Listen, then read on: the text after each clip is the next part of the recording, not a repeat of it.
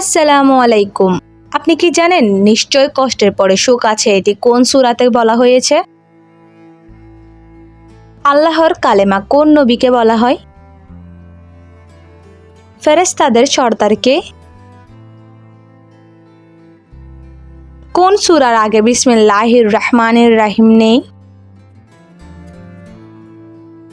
এমনই অজানা আরো অনেক প্রশ্ন এবং উত্তর সহ জানতে পারবেন এই ভিডিওর মাধ্যমে। তাই ভিডিওটি স্কিপ না করে প্রথম থেকে শেষ পর্যন্ত সম্পূর্ণ মনোযোগ সহকারে দেখতে থাকুন। মূল ভিডিওতে যাওয়ার পূর্বে আপনাদের কাছে ছোট্ট একটি অনুরোধ, কষ্ট করে এই ভিডিওতে একটি লাইক দিন এবং চ্যানেলটি সাবস্ক্রাইব করে পাশে থাকা বেল আইকনটি অন করে দিন। যদি আগে থেকে সাবস্ক্রাইব করে থাকেন তাহলে অসংখ্য ধন্যবাদ।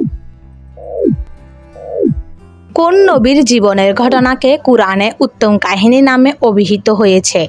এ হযরত ইব্রাহিম আলাইহিসসালাম, বি হযরত ইসমাইল আলাইহিসসালাম, সি হযরত ইউনুস আলাইহিসসালাম, ডি হযরত ইউসুফ আলাইহিসসালাম। ডি হযরত ইউসুফ আলাইহিসসালাম।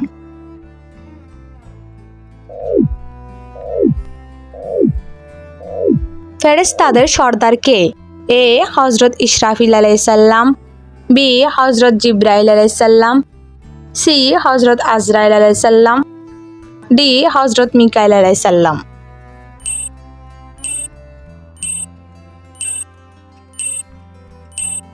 বি হযরত জিবরাইল আলাইহিসসালাম।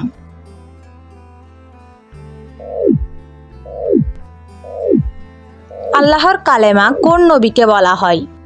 এ হযরত ঈসা আলাইহিসসালাম, বি হযরত লূত আলাইহিসসালাম, সি হযরত ইদ্রিস আলাইহিসসালাম, ডি হযরত আদম আলাইহিসসালাম।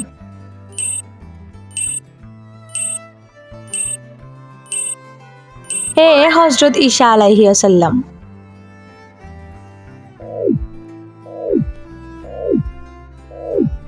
কুরআনে মোট কতটি সূরা রয়েছে?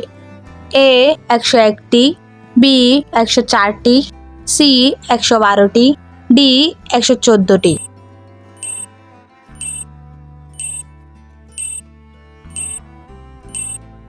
এই প্রশ্নটির উত্তর যদি আপনাদের জানা থাকে অবশ্যই কমেন্ট করে জানাবেন।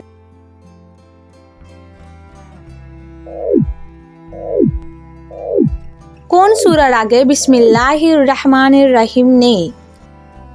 এ সূরা ফাতিহা, বি সূরা ইখলাস, সি সূরা আত-তাওবা, ডি সূরা আল বাকারা।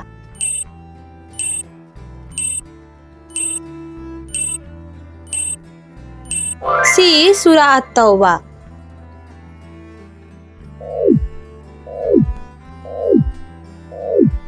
পবিত্র কুরআন শরীফের সবচেয়ে ছোট সূরা কোনটি? এ সূরা ইখলাস, বি সূরা কাউসার, সি সূরা নাস, ডি সূরা ফালাক।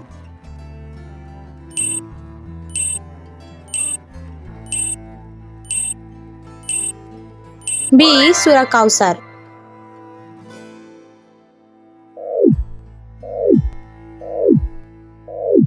নিশ্চয় কষ্টের পরে সুখ আছে এটি কোন সূরাতে বলা হয়েছে?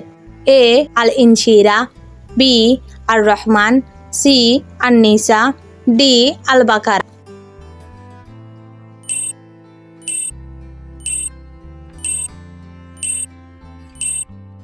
এ আল ইনশিরা। ভিডিওটিকে কোন স্থান থেকে দেখছেন অবশ্যই কমেন্ট করে জানাবেন।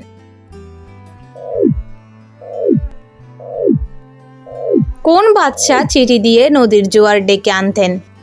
এ হযরত উমর রাদিয়াল্লাহু তাআলা আনহু, বি হযরত আবু বকর রাদিয়াল্লাহু তাআলা আনহু, সি মুনাফিকদের, ডি সাহাবীদের।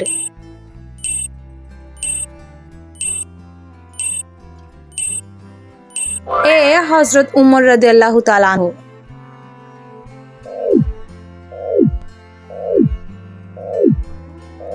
হযরত মুহাম্মদ সাল্লাল্লাহু আলাইহি সাল্লাম কোথায় জন্মগ্রহণ করেন? এ মদিনায়, বি মক্কায়, সি তায়েফে, ডি সৌদি আরব।